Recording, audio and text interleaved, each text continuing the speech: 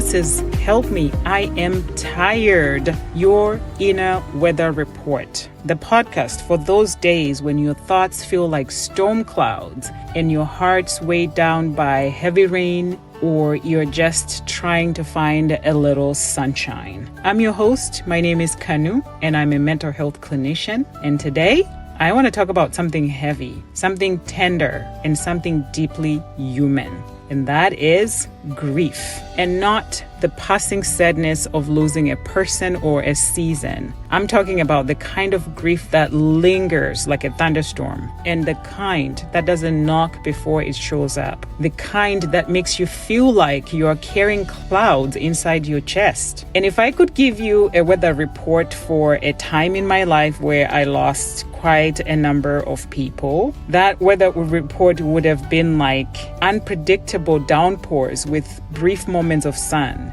heavy fog in the morning, torrential sadness by the afternoon, and scattered numbness overnight. You see, I didn't always understand grief. I actually was fearful of grief.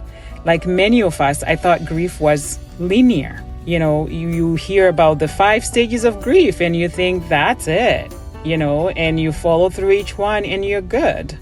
But what I have learned personally and professionally is that grief doesn't read the manual. It doesn't show up in the way that you think. It has its own timeline and its own rhythm, and sometimes it overstays. And actually this depends on like who you lost or what you lost. So let me tell you a little bit of a story about me. In 2013, I lost my father. He was the center of our family. You know, the rhythm in our laughter and the one whose presence meant home. That loss led me into depression, and I didn't realize that right away. I kept functioning. I was smiling when I needed to. I was working, I was serving, but inside I was unraveling. But then fast forward to 2018, between 2018 and 2021, it felt like death just wouldn't stop knocking at our door. I lost 3 sisters, you guys, in 1 year. From 2018 to 2019, 3 sisters. I lost 2 uncles, several close cousins, and then the one that shattered me the most, my mother, who died in 2021. That I was like, I don't know if I can come back from that. And, you know, it was the loss that literally broke my spine. The final blow that made me feel like my insides had been scooped out and placed out of me or something. So I remember actually around that time I was posting on Facebook about, you know, how you post on Facebook about, oh, I lost so and so. So the first time, second time, third time, and I'm telling you, when you lose 12 really important people to you, it was starting to get too much. So I stopped. I wasn't just grieving the people I lost. I was grieving the awkwardness, the avoidance, the well-meaning but painfully generic, let me know if you need anything. And I remember I used to sit in church after service and just sob. I mean, sob. And, you know, I just ugly crying after church. And still people didn't know what to say to me. And I didn't either. And the tears, God, the tears. I remember thinking, surely I will run out of these tears at some point. But nope, the body in its quiet brilliance just kept producing more. But I was unraveling. And my sister, after my mom was buried, she was like, hey, you need to come stay with me. She lives in Canada. So being the politician that she is, she was able to convince me. And so she told me, she's like, hey, you need healing. You need to come rest. And I want you to go to this 10-day retreat, meditation retreat. And I'm like, wait, what? Me? In silence for 10 days? No talking, no phones, no TV, no eye contact. I'm like, what in the world?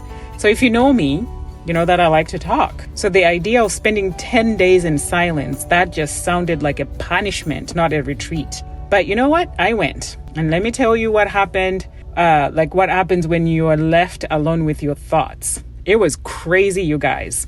So suddenly I'm thinking, what did I wear to prom in 19 whatever date? And wait, what was the name of the kid who pooped on himself in 3rd grade?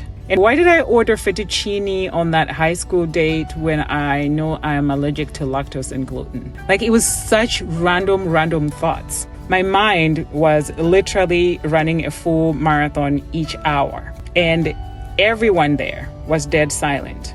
You could hear people's stomachs growling, people farting, belching, and thank God they were serving us vegetarian food. Otherwise, it would have been like a crime scene. So also, we had to wear these MC Hammer pants and make no eye contact, nothing. It was surreal. But somewhere between the discomfort and the awkwardness, healing started to happen. By day 5, day 6, I stopped fighting the thoughts. I started observing them like clouds. And by day 10, I literally feel like I met God in the silence. Grief had taken so much, but meditation gave me back a little sliver of peace.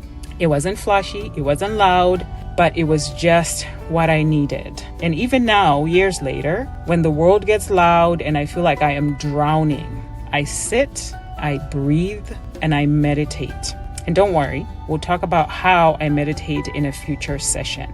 So as a therapist, I've sat across from so many people walking through grief. Some are grieving people, others are grieving parts of themselves. Could be a relationship, a dream, a future they imagined, but that never happened. And I have learned to differentiate. Normal grief is hard, but it moves. Complicated grief lingers and starts to interfere with your daily life. And then delayed grief doesn't show up until you have had time to survive first, then it hits. And sometimes you don't even know you're grieving until you can't get out of bed, or until, you start to have wine for dinner, and until your morning runs are really just a chance to get out there and just cry. I've been there too. There was a time I would pour a glass of wine and then literally schedule 30 minutes of say, I am going to cry here, because I was tired of crying in the middle of an aisle at Target.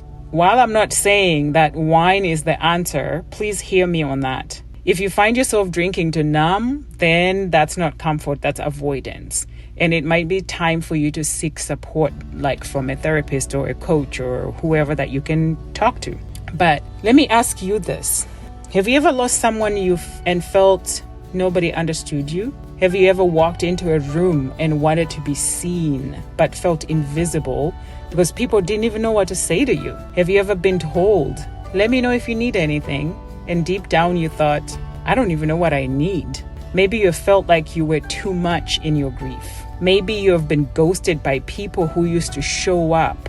Maybe even your faith felt distant. If that's you, I see you. And here's what helped me.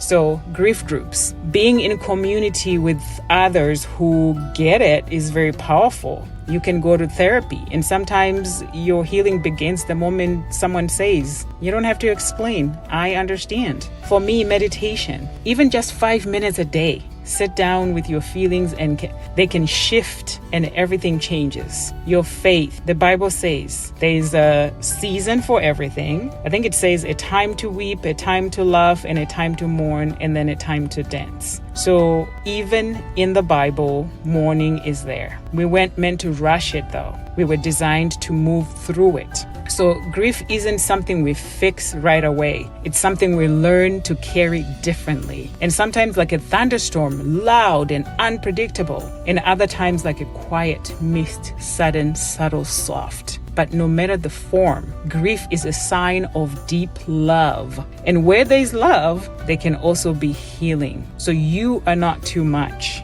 You are just grieving. And that means you're human, like I'm human, right? So I hope you keep walking with me through these stories. And if this episode moved you, share it with someone who might need it too. And if you're navigating grief today, I want you to hear this. You are not alone. There's room for you, for your sorrow here. My name is Kanu. I'm a mental health clinician, and this is Help Me, I Am Tired, your inner weather report. See you next time. Love always.